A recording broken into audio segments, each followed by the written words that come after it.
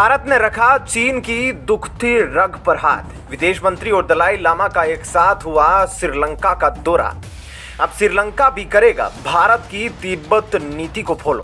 कर्ज के जाल में फंसे श्रीलंका ने चीन को दिखाए तीखे तेवर। चीन के लाख मना करने के बावजूद श्रीलंका ने मानी भारत की बात। वन चाइना पॉलिसी का बहिष्कार कर तिब्बत की स्वतंत्रता के लिए लड़ा भारत। भारत ने कर दिया दलाई लामा के लिए बड़ा ऐलान। दोस्तों, जिस तरह से चीन भारत को घेरने के चक्कर में भारत के आंतरिक मामलों में हस्तक्षेप करता है, खासकर कश्मीर को लेकर, उसको देखते हुए अब भारत सरकार ने भी अपनी विदेश नीति बदल दी है। दोस्तों, ये बात तो चीन भी जानता है कि भारत के पास वह शक्ति है जो चीन में विद्रोह पैदा कर सकती है, जो चीन को कई टुकड़ों में बांट सकती है। और दोस्तों, अब जिस तरह से चीन दिन पर दिन भारत के खिलाफ आक्रामक रवैया दिखा रहा है, अब उसको देखते हुए भारत ने चीन को सबक सिखाने का तरीका ढूंढ लिया है और भारत ने अब सीधा चीन की दुखती रग पर हाथ धरा है और वह है तिब्बत। दोस्तों, इतना ही नहीं बल्कि अब भारत ने अब नया रास्ता खोजा है और अब भारत उन देशों को ढूंढ रहा है जो कि या तो चीन से परेशान है या चीन की वजह से बर्बाद हो रहे हैं और चीन के प्रति काफी गुस्सा है। अब उन देशों में चीन के प्रति भारत अपनी विदेश नीति का प्रसार कर रहा है। जी हाँ दोस्तों, भारत में निर्वासित जीवन व्यतीत कर रहे तिब्बती धर्मगुरु दलाई लामा के श्रीलंका दौरे को लेकर चीन भड़क गया है। दोस्तों, श्रीलंका में तिब्बती धर्मगुरु दलाई लामा के दौरे की खबर सुन चीन के पैरों तले जमीन खिसक गई है। दोस्तों, चीन ने दिवालिया हो चुके श्रीलंका को नसीहत देते हुए कहा कि उसे चीन के साथ अपने द्विपक्षीय संबंधों का ध्यान रखना चाहिए। चीनी दूतावास के एक शीर्ष अधिकारी ने श्रीलंका के कैंडी शहर में कुछ बौद्ध अधिकारियों से मुलाकात की और दलाई लामा के दौरे का विरोध किया। हालांकि अभी तक दलाई लामा के श्रीलंका दौरे की तारीख निर्धारित नहीं की गई है।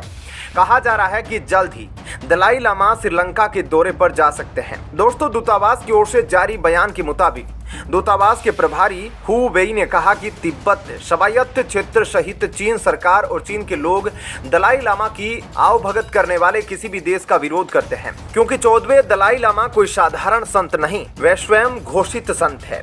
दूतावास ने 87 साल के दलाई लामा की आलोचना करते हुए कहा कि वह आध्यात्मिक नेता होने की आड़ में छिपा हुआ राजनीतिक रूप से निर्वाचित शख्स है जो लंबे समय से चीन विरोधी गतिविधियों में शामिल रहा है और तिब्बत को चीन से अलग करने का प्रयास कर रहा है। दोस्तों, इतना ही नहीं, चीन ने इस महीने की शुरुआत में भारत के बोध गया में दलाई लामा से मिले श्रीलंका के कई बौद्ध भिक्षुओं की मुलाकात पर चिंता जताई थी। इसी दौरान इन आध्यात्मिक नेताओं ने दलाई लामा को श्रीलंका आने का न्योता दिया था। दोस्तों, इतना ही नहीं, हाल ही में भारत की विदेश नीति में कई बड़े बदलाव आए हैं, जिससे यह तो साफ हो गया है कि भारत वन चाइना पॉलिसी को तो नहीं मानता, बल्कि अब तिब्बत की स्वतंत्रता के लिए लड़ रहा है।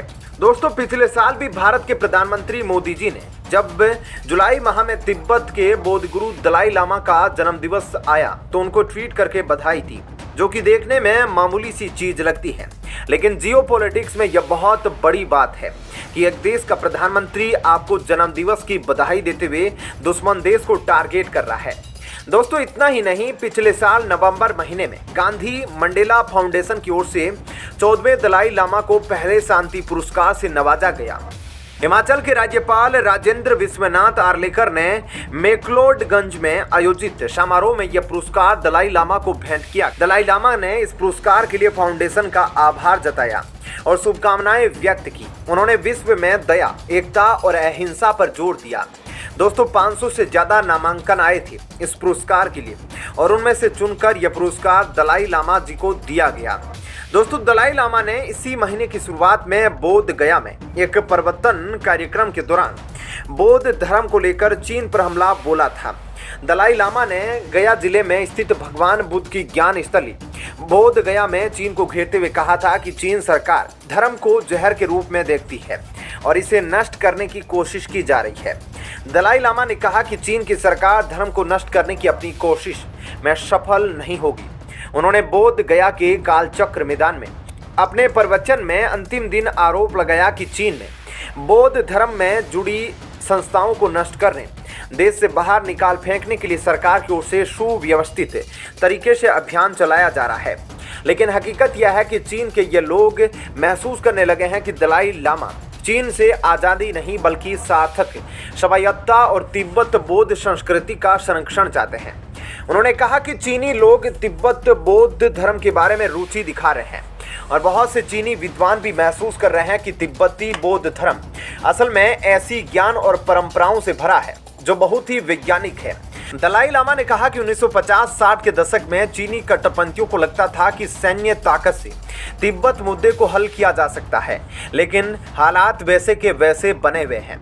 दोस्तों, अब जो खबर निकल कर आ रही है उसने चीन के होश उड़ा दिए हैं, क्योंकि 18 से 20 को भारत के विदेश मंत्री श्रीलंका और मालदीव का दौरा कर रहे हैं। और दोस्तों, जहां भारत के विदेश मंत्री एस जयशंकर श्रीलंका के दौरे पर निकल चुके हैं और पहुंच भी गए हैं, वहीं अब सुनने को आ रहा है कि बौद्ध धर्मगुरु दलाई लामा भी श्रीलंका के दौरे पर निकल सकते हैं।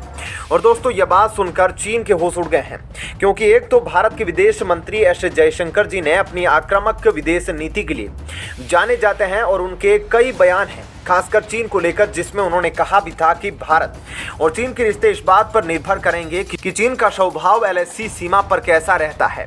और दोस्तों, जैसे जैसे चीन हरकत करेगा, भारत अपना तिब्बत कार्ड खेलेगा और फिर भारत चीन के इशारों पर नाचेगा। और अब वह तिब्बत कार्ड भारत ने निकाल ही लिया है, क्योंकि वन चाइना पॉलिसी को तो भारत 2012 से मानता ही नहीं है, बल्कि एक बार भी कहीं भी भारत के किसी भी मंत्री या नेता ने वन चाइना पॉलिसी का जिक्र तक नहीं किया है, जो कि साफ दिखाता है कि भारत तिब्बत और ताइवान के बारे में क्या सोचता है। और दोस्तों, इतना ही नहीं, जो चीन की हरकतें हैं ना, जहां चाइना मालदीव में भारत के खिलाफ जो यह हिंसक कैंपेन चलाता है, कभी गो इंडिया गो करके तो कभी योग दिवस पर अपने कट्टरपंथी चमचों को भेजकर मालदीव में हमला करके, तो कभी भारत के दूतावास के बाहर हमला करके, यह सब भारत जानता है। और यही कारण है कि भारत के विदेश मंत्री एस जयशंकर जी श्रीलंका के साथ साथ अब मालदीव का दौरा भी करने वाले हैं।